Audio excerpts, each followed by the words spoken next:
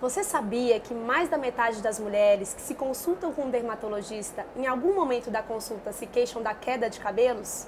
Hoje a gente está aqui com a doutora Kedma Nassif, dermatologista e especialista em tricologia médica para falar sobre o assunto. Tudo bem, doutora? Tudo bem, obrigada pelo convite. Imagina, é um prazer. Doutora, primeiramente eu gostaria que você explicasse a partir de quando é preciso procurar ajuda médica. Então, até quando a queda de cabelo ela é normal e a partir de quando ela se torna uma preocupação? Certo. Primeiro, é necessário entender que todo cabelo tem um ciclo de vida. Então, existe uma fase de crescimento, existe uma fase em que o cabelo não cai, mas não cresce, e existe uma queda normal, fisiológica, em que aquele fio velho cai para dar lugar a um novo fio. Em média, a gente perde 60 fios de cabelo por dia. Esse número era maior, pensava-se que era 100, foi feito um estudo populacional com um ajuste para 60. Claro que quem tem mais cabelo vai ter uma média maior de perda também, porque é um percentual sobre um total maior. Quem tem menos cabelo vai ter uma queda um pouquinho menor. Mas o que eu dou de dica para as pessoas e para os meus pacientes é muito difícil contar o número de fios. Então entenda o seu padrão de queda, aquele volume que você pega no chuveiro depois de lavar. E se começar a fugir desse padrão, isso é um sinal de alerta. Outros sinais de alerta seriam começar a achar fios de cabelo em lugares não habituais, como fronha de travesseiro, às vezes na comida, que isso indica pra gente uma queda um pouco maior. Sempre reparar as sobrancelhas, se elas também não estão ficando mais rarefeitas e se esses pelinhos finos do rosto também não estão diminuindo. Isso porque a gente pensa muito em algumas causas mais comuns de queda, mas a gente tem outros diagnósticos diferenciais que podem se manifestar numa fase inicial por queda e perda desses pelos finos que deve ser diagnosticada no início. E você falou aí das causas. Quais são as causas principais? A principal causa de queda é o eflúvio telógeno, que é o quê?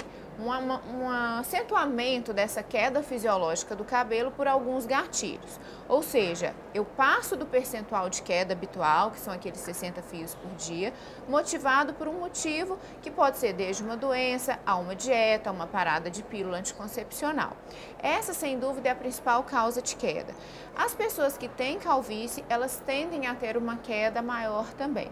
E aí a gente entra para outras doenças que podem ter uma queda na sua fase inicial, como a alopecia frontal fibrosante, que não tem um curso marcado por queda, mas que no início é o primeiro fator assim, de que pode assustar o paciente.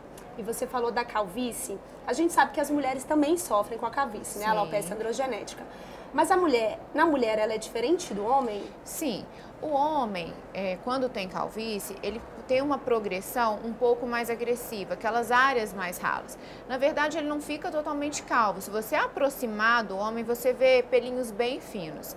Na mulher, não são todas as raízes do pelo que são acometidas. Então, a gente tem uma rarefação sem uma ausência total de pelos. O que marca na mulher é um afinamento, enquanto no homem a gente tem uma queda maior e uma parada de nascimento de alguns pelos que deveriam estar nascendo, e isso num número maior do que na mulher.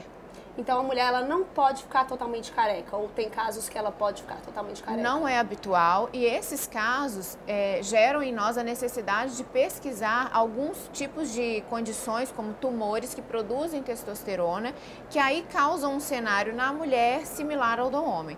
Mas o padrão feminino de queda e de calvície é diferente do masculino. Okay. Voltando para o eflúvio telógeno que você falou, a queda pós-parto, ela é um eflúvio telógeno? Sim, ela é um eflúvio telógeno, o mais intenso que a gente tem, e ele é totalmente esperado. E por que isso acontece? Durante a gestação, a gente tem o aumento do nível do estrógeno, que é o hormônio feminino, e o estrógeno ele faz com que o cabelo cresça por mais tempo e troque menos durante aquele período. Então ele reduz a queda, o cabelo fica mais volumoso, ele contribui até para o brilho do cabelo. No pós-parto a gente vai ter a queda do estrógeno para o nível habitual e todo aquele cabelo que não caiu em 9 meses vai cair 3 meses depois do parto e isso se estende e assusta muitas mulheres. E aí eu gostaria também de saber, doutora, em relação aos procedimentos estéticos que as mulheres realizam muito. Então, alisamentos, descolorações, até mesmo chapinha, escova. Isso você acha que contribui para a queda? O principal fator de dano desses procedimentos seria para o fio, seria para quebra capilar e para um afinamento químico, ou seja, a sua raiz produz um pelo de espessura normal, porém, quando você vai fazendo esses procedimentos químicos ou físicos, como o uso do calor extremo, o cabelo vai perdendo seus constituintes e vai se tornando um fio fino, não fio fino desde a raiz, mas fino em seu comprimento. Porém, tem alguns procedimentos, por exemplo, escovas progressivas de formol, em que o formol, por um contato com o couro cabeludo, pode causar uma queimadura, uma dermatite e isso sim gerar um eflúvio. Não é o mecanismo mais habitual de dano desses procedimentos, porém pode acontecer. Em relação aos tratamentos, o que a gente tem hoje de novidade e de solução para quem sofre com a queda? Olha, em termos de tratamento, o que eu friso é, primeiro, saber o que se está tratando. Diagnóstico é tudo. O que eu vejo, assim, na minha experiência de tricologia médica, muito paciente que tratou a vida inteira um problema, mas que na verdade não era o diagnóstico correto. Se você não tem o diagnóstico correto, você não chega a um resultado.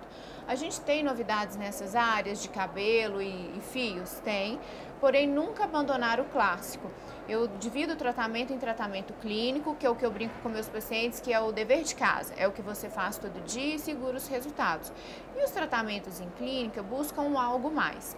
Hoje a gente tem como maiores novidades o uso de laser e LED, o uso de microagulhamento e injeção de ativos na técnica de mesoterapia, que são métodos para serem associados ao uso de remédios que a gente já prescreve para casa e loções.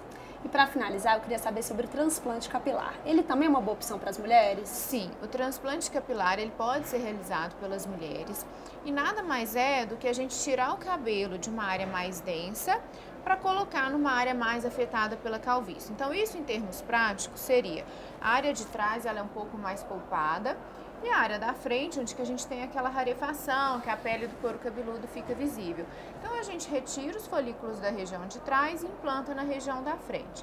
Além disso, a gente pode realizar o transplante nas mulheres, por exemplo, que tem alguma cicatriz no couro cabeludo, sofreram algum acidente, ficam com uma área de cicatriz. Existe um preparo antes para melhorar a pega do transplante, ou seja, o número de fios que realmente vão conseguir sobreviver depois de implantados, que a pele da cicatriz é diferente da pele normal, mas isso gera um resultado muito satisfatório em termos de melhora da qualidade de vida e resolução de traumas. Ai, que bom. Muito obrigada pelas suas informações, Eu que agradeço, doutora. um prazer.